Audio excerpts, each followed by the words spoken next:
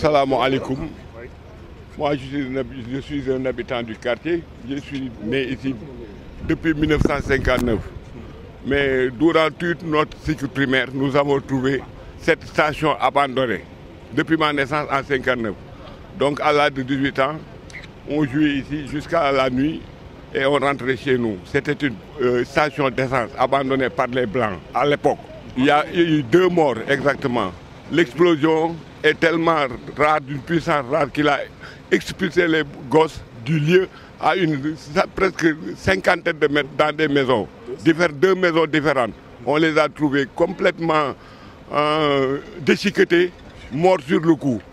Bon, cette affaire est une affaire qui nécessite vraiment une rigueur pour vérifier tout le secteur du quai. Parce que à partir de là jusqu'au lycée Ahmed Fall, toutes ces maisons, là où il y a l'école Marif, toutes ces maisons, c'était des maisons des Blancs abandonnées ici et qui sont à l'origine des dangers, comme celui qui vient de se produire à Saint-Louis. Moi, j'étais dans ma chambre avec un ami, je loge à peu près à 1 mètre du lieu d'accident. Le copain m'a dit qu'il y avait une maison qui venait de s'effondrer. Je lui ai dit non, ça ne peut pas être une maison. C'est peut-être une détonation. Après qu'on est sorti, c'est exactement ce qui s'est passé. J'ai eu raison sur lui. C'était une détonation. C'était un puits abandonné depuis l'époque. On ne sait même pas quand est-ce qu'il a été enterré ici. Man doomu Sindone la fii la juddoo depuis 59. Mais ñun bi ñu amee l'âge de 18 ans ba léegi fii la ñuy foyee xamuñu woon sax ndax ay mbànd ngi fi mënoon nañ ci dee à l'époque. Léegi nag mbànd mi il paraît que borom kër yi dañ doon defar pour tabax ak yooyu ñoom ñoo ko déterré. La suite nag man xaw ma ci dara la suite. Déterré nañ ko bàyyi foofu dañ ko ubbi wala ubbi wuñ ko on a manipulé ou on n'a pas manipulé ah man loolu lépp xaw ma ci. waaw indi na accident daal indi après explosion daal il y a ñaari xale yu ndeysaan taalibe yu fa doon jànge ñoo fa dee. parce que affaire bi mu amee daf leen sànni kenn ki presque à 30 mètres kenn ki à 50 mètres plus dans des maisons kenn ki sax dafa mujj surux ci tuile fibre ciment bi wàcc ci suuf. D'ailleurs les sapeurs pompiers sont là pour les éventuels kii.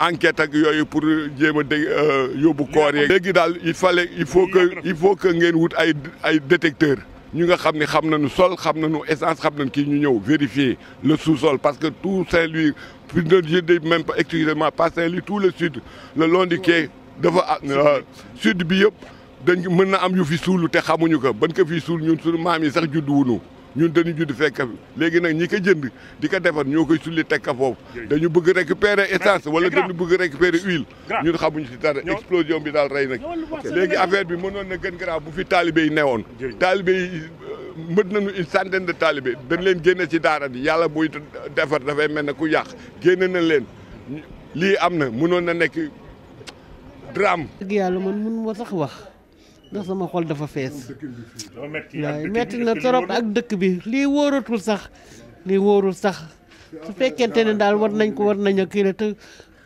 police na def enquête am police na def enquête am parce que lii kenn dafa yàgg total depuis colon yi la woon station Total la woon waaw fi mu nekk nii nag xaw ma ñu ko génne waaye ku ko génne itam police na def liggéeyam rek doy waar ndax ñun dañu jooy ba sonn mënuñu sax wax fii lañ toog di ndékki tëll gi daal la ñëpp dégg ñëpp daw génn ba nu génnee tamit ñu dem ca daara ja ba nu demee sa daara ji daal gis fa mbandu essence bi loolu daal lañ ci gis ñaari taalibe yi gaañu nañ ci itam ba nu ne gaañu tamit xamuñu ndax dee nañu wala déet parce que dañu wax ñaari xale la nga fee rek ñu daw seet ba ma seetee xale bi dama yóoxu daw génn ndax ni ma ko fekkee daw génn ni ma ko fekkee kañ mënu ma ko wax ndax dama